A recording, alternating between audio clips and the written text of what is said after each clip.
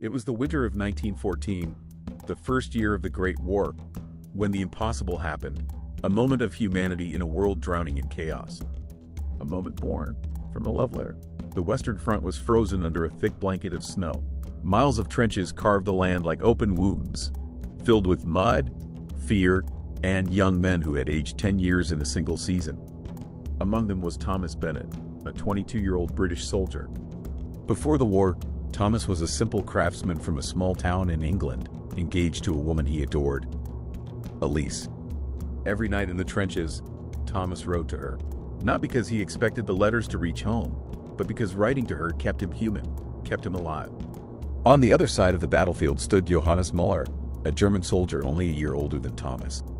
He too had someone waiting for him, a girl named Anna, whose photograph he kept inside the lining of his coat, close to his heart. The two men had never met. They didn't speak the same language. They had no reason to see each other as anything but enemies. But destiny had a different plan. It was December 24th, 1914, Christmas Eve. The night was strangely quiet, with only the distant echo of artillery far away. Thomas sat in the trench, holding a letter he had written for Elise but had not yet sent. In it, he confessed something he had never said out loud. "If I do not return, know that loving you has been the greatest honor of my life." He folded the letter carefully and slipped it into his coat. Across the battlefield, Johannes took out his violin, the same violin he had played for Anna before leaving for war.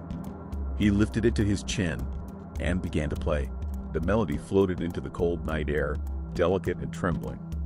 It crossed the no-man's land, dancing over barbed wire and frozen mud. Thomas looked up. The sound was unmistakable. Still he knocked. Holy Night, a German Christmas song so familiar, yet so universal. Slowly, unbelievably, British soldiers began to hum along. Then one stood up, then another, and then, suddenly, silence. Not the silence of fear, but the silence of awe. A single German soldier rose from the trench, holding a small lantern.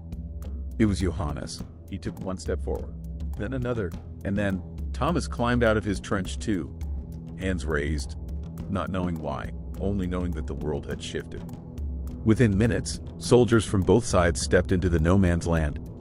No guns, no shouting, just cautious steps, and a strange feeling rising in their chests. Hope. The men exchanged handshakes, shared cigarettes, traded chocolate, buttons, and stories. Someone produced a football. They played in the snow like children who had forgotten the meaning of the word enemy. Thomas and Johannes met in the middle of the field. They couldn't speak each other's languages, but they understood something deeper. They were the same. Men who loved, men who feared, men who dreamed of going home.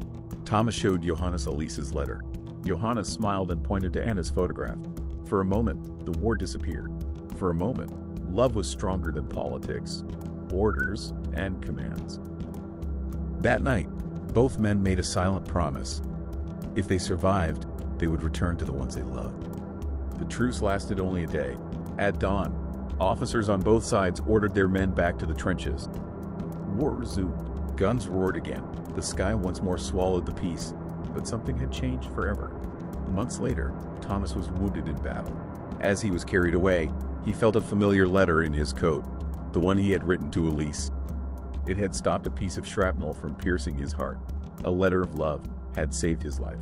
Johannes survived the war as well. He returned to Anna and played the same violin melody he had played on the battlefield. But this time, with tears of relief instead of sorrow. Thomas returned home to Elise. Johannes returned to Anna. Both men lived long lives, telling their children and grandchildren the same unbelievable story. The day we laid down our weapons. Because love reminded us we were human.